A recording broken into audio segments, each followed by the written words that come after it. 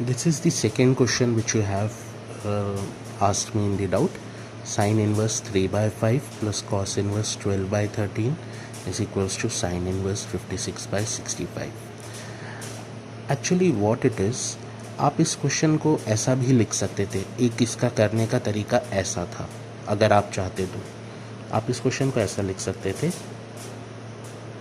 cos inverse 12 by 13 is equals to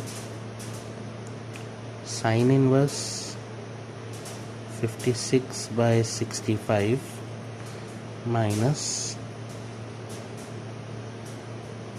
sine inverse 3 by 5. मैंने आपको आपकी बुक में ये फॉर्मूला पढ़ाया था sine inverse x minus sine inverse y का.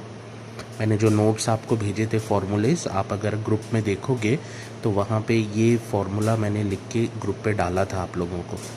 ठीक है, तो एक बार आप ये चेक करना, फॉर्मूला ये याद है. वरना आप इस क्वेश्चन को ऐसे भी कर सकते थे.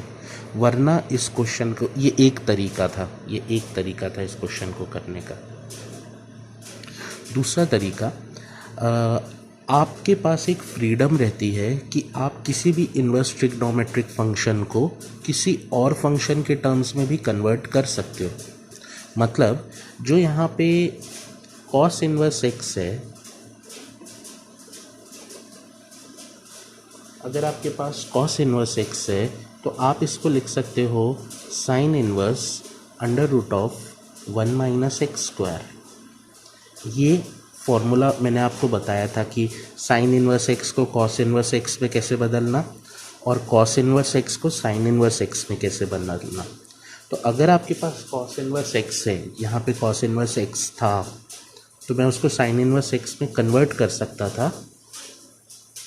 Cos inverse 12 by 13 is equals to sine inverse under root of 1 minus 144 by 169, 12 by 13 का स्क्वायर.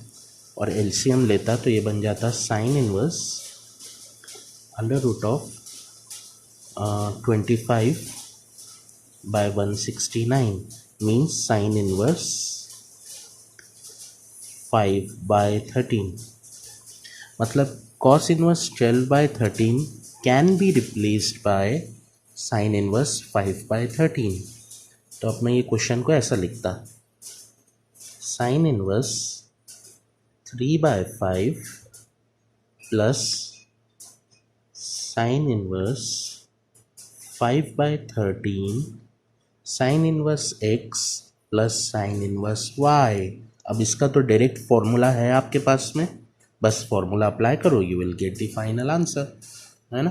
तो ये तो सादा, बस हाँ इसमें ये वाली बात ध्यान रखने वाली थी कि आपको ये फॉर्मूला याद रहना चाहिए था. कॉस इनवर्स एक्स को साइन इनवर्स एक्स में, ये फॉर्मूला मैंने आपके साथ शेयर करा है, मुझे याद है मैंने ग्रुप पे डाला था वो. So please check the MS Teams part, उसमें ये फॉर्मूला चेक करना, ये मैंने डाले थे आपके ग्रुप में. ठीक है, सो प्लीज़ चेक दैट. और नहीं है तो फिर मुझे वैसा बताना कि सर ये मुझे नहीं मिला फॉर्मूला उसमें. ठीक है, तो इस क्वेश्चन को करने का ये तरीका था. और यहाँ पे जो मैंने फर्स्ट, ये सेकेंड वे से मैंने करा, ये दूसरा मेथड है, ये मेथड नंबर 1 है, ये मेथड नंबर 2 है. अब मेथड नंबर 1 में क्या करना पड़ता, मैंने सिर्फ बोला कि ये टर्म को यहाँ शिफ्ट कर दो और यहाँ पे फॉर्मूला लगाते आप sine inverse x minus sine inverse y, और फिर इसको कन्वर्ट तो यहाँ पे भी करना ही पड़ता. तो उससे अच्छा यही वाली मेथड लगाओ, एक बार में ही आपका क्वेश्चन का आंसर आ जाता. ठीक है.